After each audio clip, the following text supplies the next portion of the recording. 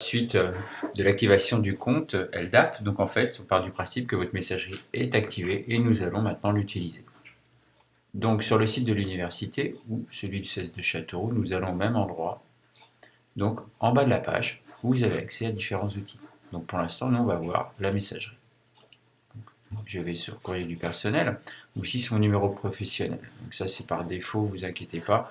On va faire comme si j'utilisais pour la première fois la messagerie. Donc prénom, point nom.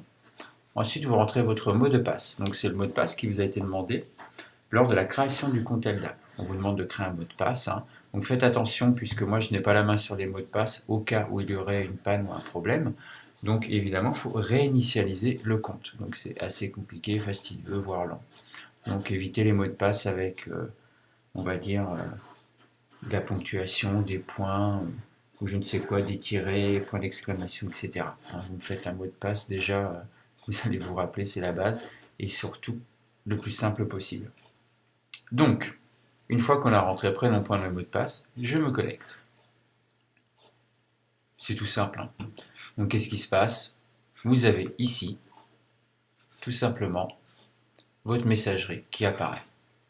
Donc, basique, tout le monde sait servir d'une messagerie, boîte de réception, brouillon, corbeille, envoyé, et vous pouvez même créer des dossiers et créer un carnet d'adresses.